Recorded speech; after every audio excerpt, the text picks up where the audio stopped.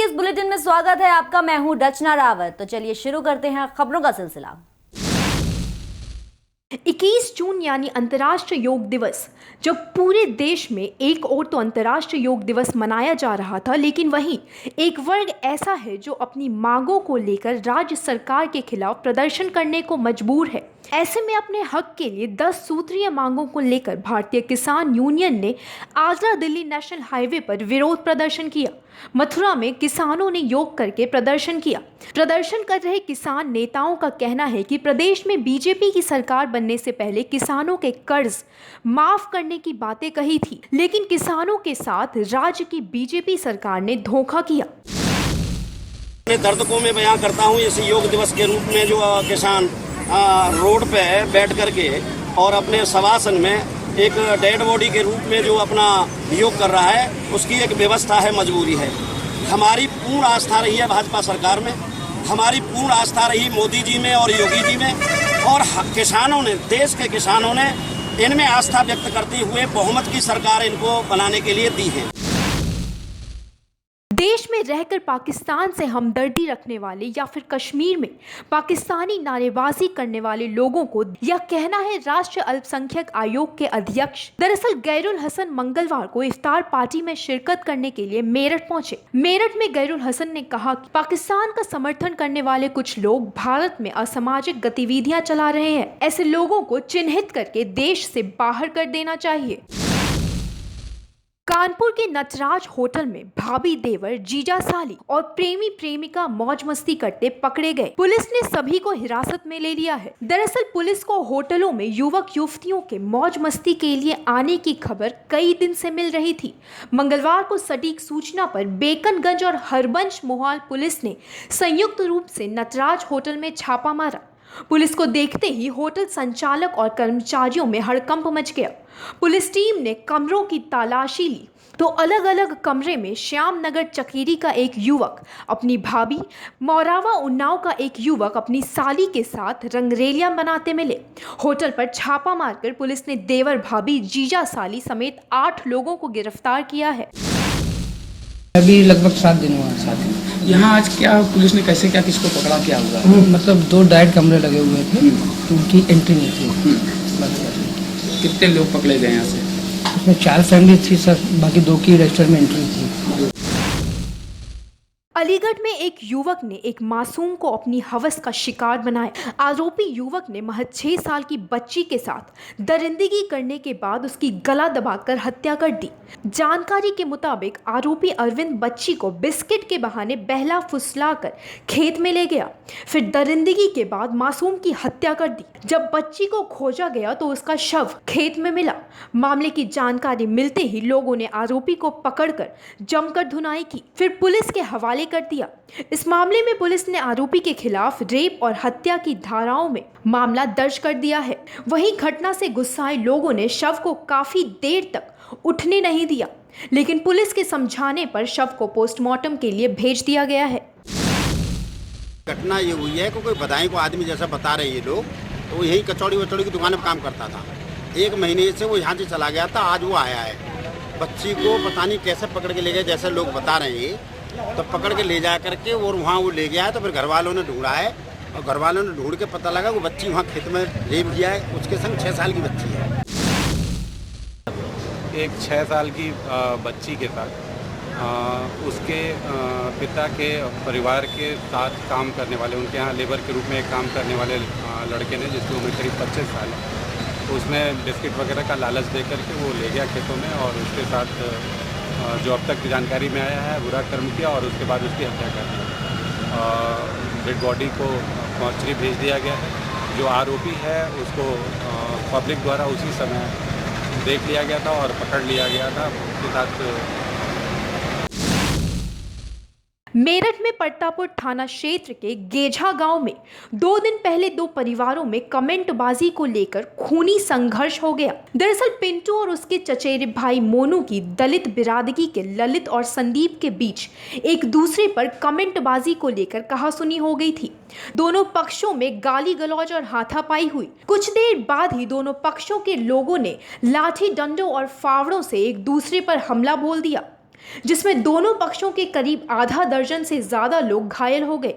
वहीं सूचना पाकर मौके पर पहुंची पट्टापुर पुलिस ने दलित पक्ष के घायलों को निजी अस्पताल में भर्ती कराया, जबकि जाट पक्ष के घायलों को जिला अस्पताल भेजा गया। वहीं गंभीर हालत के चलते पिंटू को मेडिकल अस्पताल में रेफर कर दिया, जहां उसकी मौत हो गई।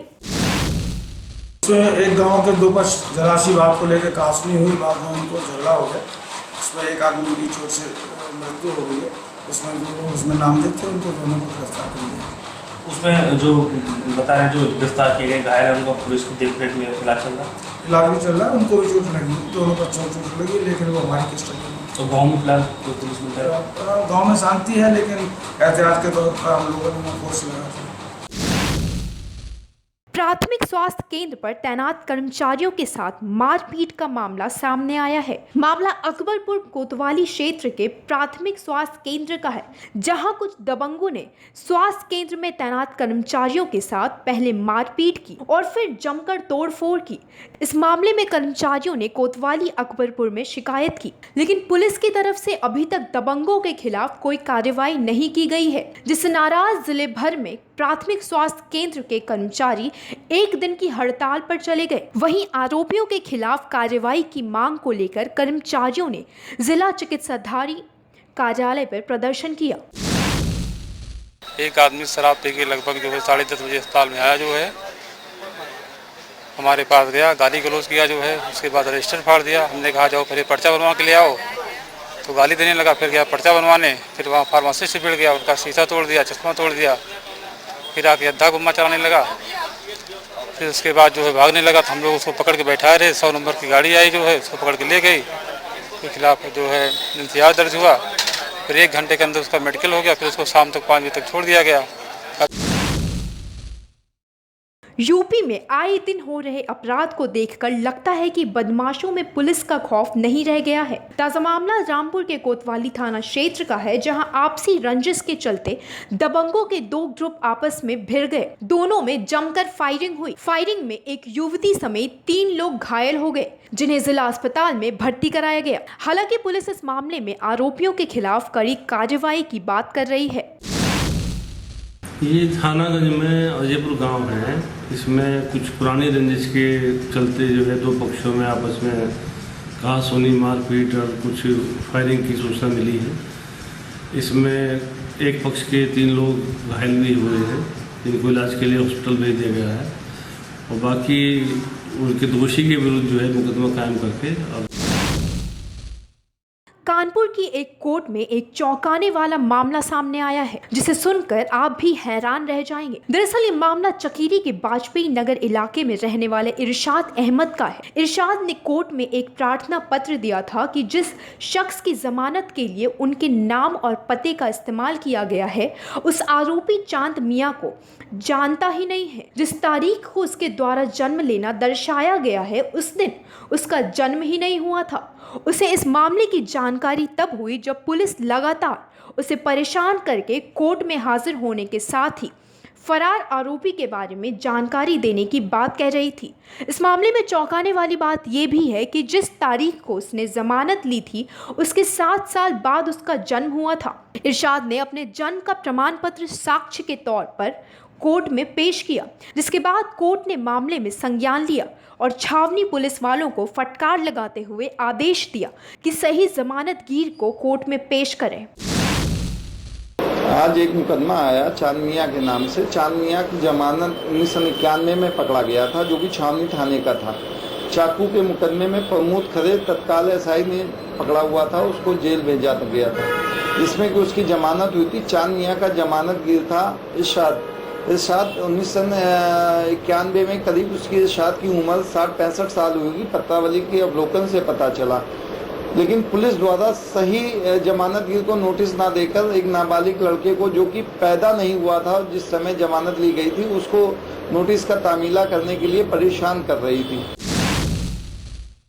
कानपुर में पनकी हाईवे के पास रफ्तार का कहर देखने को मिला, जिसमें एक ट्रक ने बाइक को टक्कर मार दी। टक्कर में बाइक सवार एक शख्स की मौके पर ही मौत हो गई। वहीं बाइक सवार दूसरे शख्स के मुताबिक मृतक 30 साल का सुनील ओरैया का रहने वाला था और इनका कपड़े का कारोबार है। वहीं परिजनों ने अज्ञात ट्रक चालक के खिलाफ थाने में शिकायत कर कार्रवाई की मांग की है।